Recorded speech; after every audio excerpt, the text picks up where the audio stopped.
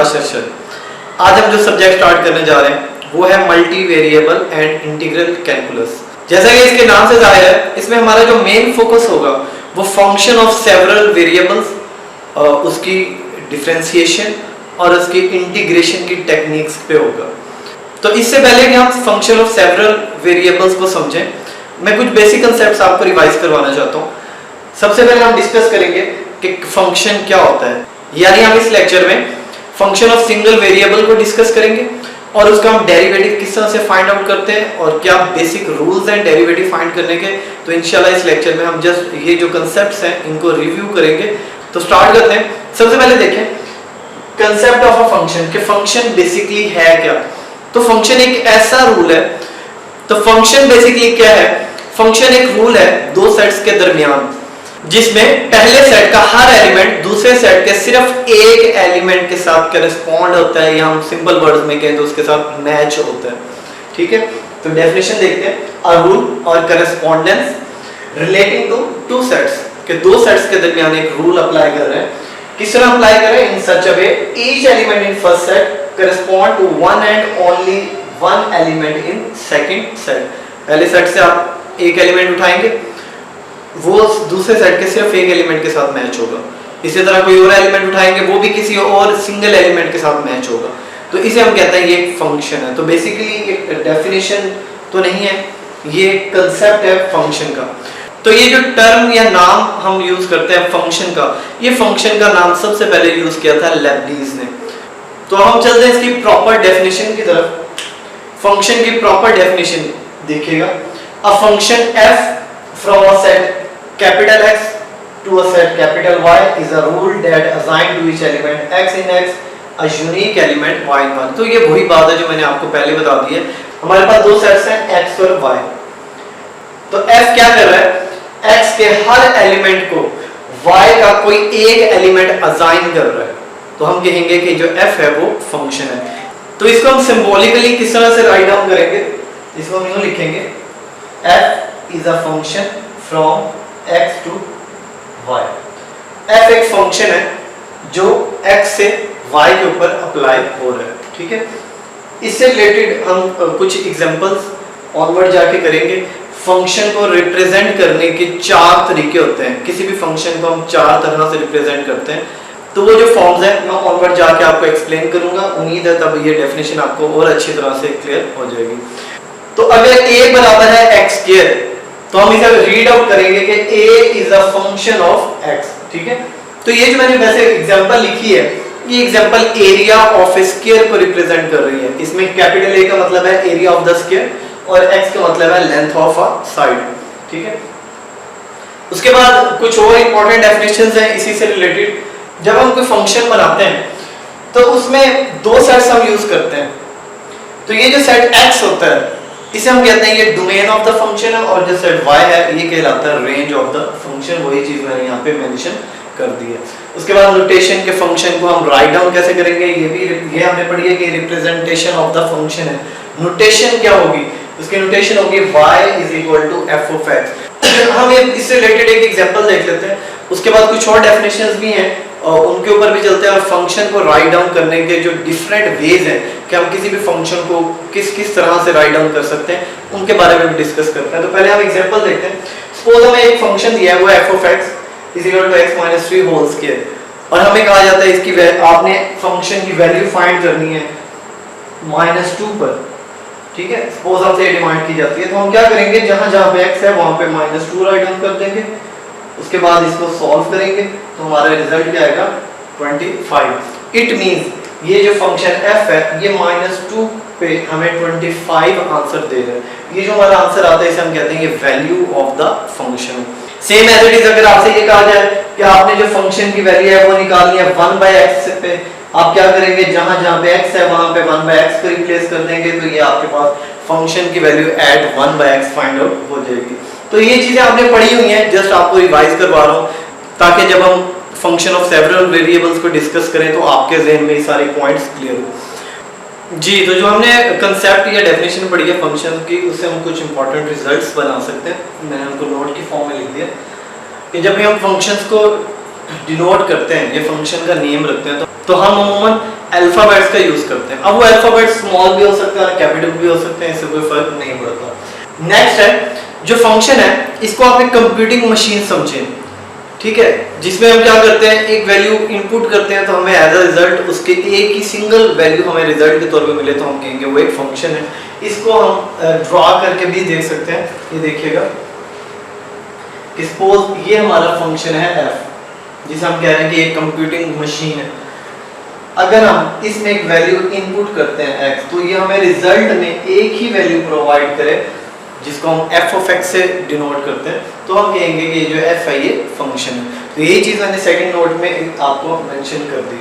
Third देखिएगा कि जो f of x हमें एज अ रिजल्ट मिलता है, जो हमें आउटपुट मिलती है, उसको हम कहते हैं वो फंक्शन की वैल्यू है x के ऊपर, या उसे हम कहते हैं कि वो x का इमेज है। और लास्ट पॉइंट है कि जब हम लिखते हैं y is equal to f of x, तो इसमें y और x ये जो दो वेरिएबल्स हैं, ये दो वेरिएबल्स क्या कहलाएंगे? यहाँ पर अगर आप गौर करें, अगर हम x की वैल्यू पुट करेंगे तो ही हमें आंसर में y की कोई ना कोई वैल्यू मिलेगी। तो हम यहाँ से कह सकते हैं जो x है ये इंडिपेंडेंट वेरिएबल है, जबकि y जो है ये डिपेंडेंट वेरिएबल है, क्योंकि हम x पुट करेंगे तो ही हमें y का रिजल्ट मिलेगा। तो इसलिए हम कहते हैं y डिपेंड कर रहा है, किसके ऊपर डिपेंड कर रहा है? x के ऊपर डिपेंड कर रहा है। नेक्स्ट देखिए फंक्शन को रिप्रेजेंट करने के क्या तरीके हैं। तो बेसिकली चार तरह से हम फंक्शन को राइट डाउन या रिप्रेजेंट कर सकते हैं। मैं इसे रेज कर देता हूं। पहली फॉर्म है वर्बली। वर्बली का क्या मतलब है कि हम वर्ड्स की फॉर्म में लिखें। जैसे मैं कहता हूं कि area of A square in form of length of the side, ये इसकी वर्बल फॉर्म है। तो वर्बली का मतलब है कि जब हम वर्ड्स की फॉर्म में एक्सप्लेन करते हैं या डिस्क्राइब करते हैं, डिस्क्राइब इन वर्ड्स। दूसरी फॉर्म है न्यूमेरिकली।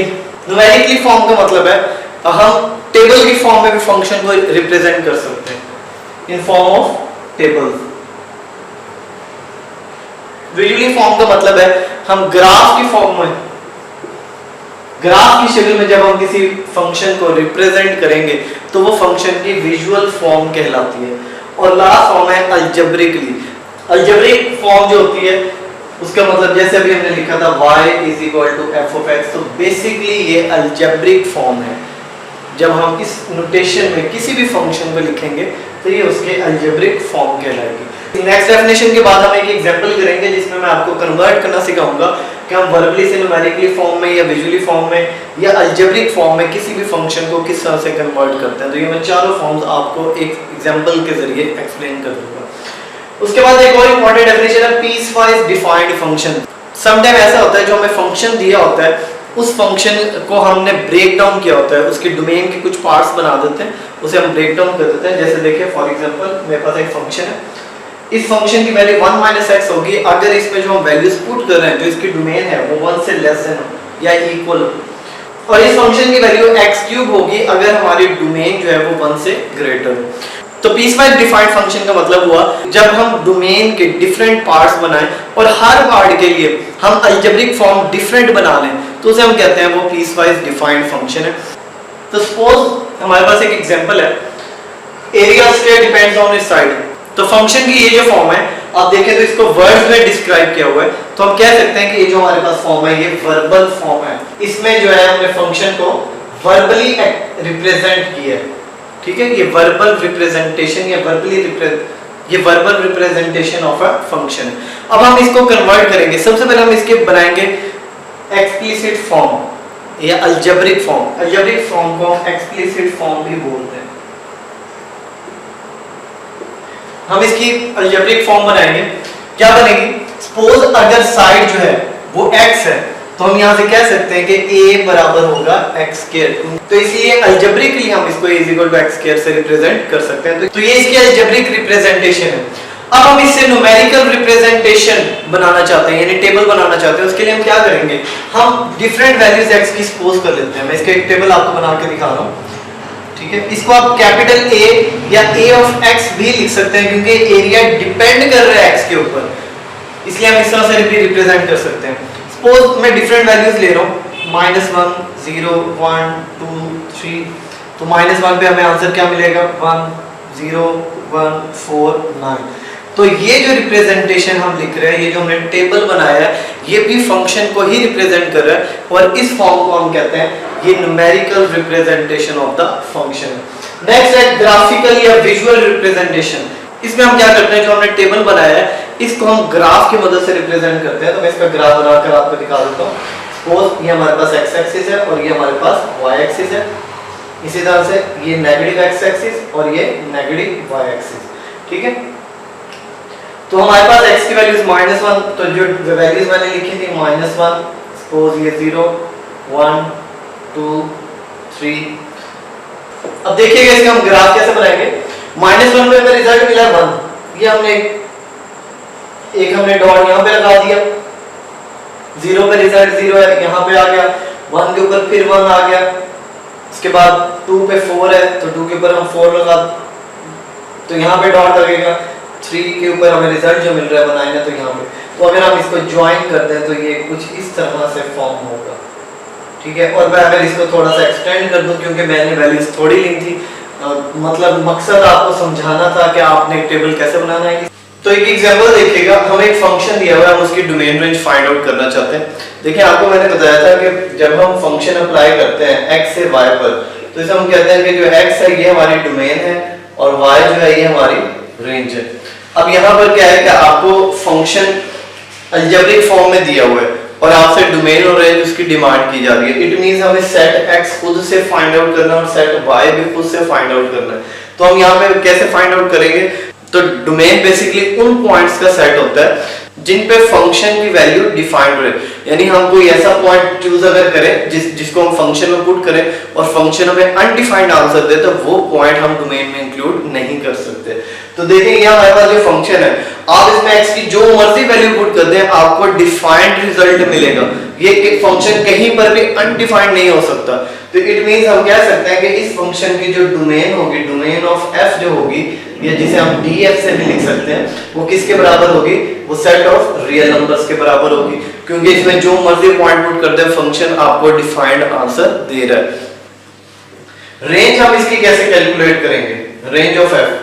तो रेंज बेसिकली क्या होता है, वो पॉइंट्स होते हैं जो हमें एज अ रिजल्ट मिलते हैं। तो आप और से देखें कि इस फंक्शन में होल स्क्वायर है, हम इसको जब भी इवैल्यूएट करेंगे ये हमें सिर्फ पॉजिटिव रिजल्ट देगा, हमें नेगेटिव रिजल्ट कभी भी नहीं देगा। तो हम यहाँ से लिख सकते हैं कि इसका जो हमें रिजल्ट मिलेगा वो 0 से पॉजिटिव इंफिनिटी, ठीक है। तो इसमें सिर्फ पॉजिटिव नंबर 0 भी आ सकता है और positive number real numbers include होंगे, नेगेटिव इसमें रियल नंबर कोई भी यूज नहीं होगा जी। ये देखें, अब हमें जो फंक्शन दिया हुआ है वो फ्रैक्शन की फॉर्म में दिया हुआ है, इसकी भी हम डोमेन रेंज फाइंड आउट करना चाहते हैं। देखें इसकी डोमेन क्या होगी, सेट ऑफ रियल नंबर्स। अब गौर से देखें तो अगर हम यहाँ पर x की जगह -1 पुट कर दें तो ये फंक्शन क्या हो जाएगा, ये अनडिफाइंड हो जाएगा। इट मींस हम इस फंक्शन में -1 को पुट नहीं कर सकते। तो इसका मतलब है कि वो पॉइंट जो होगा उसे हम डोमेन में से निकाल देंगे, ठीक है। और इसकी रेंज क्या होगी, रेंज इसकी सेट ऑफ रियल नंबर्स रहेगी, क्योंकि इसमें कहीं पर भी स्क्वायर नहीं है या मॉडुलस नहीं है, इसलिए रेंज इसकी कुछ भी आ सकती है।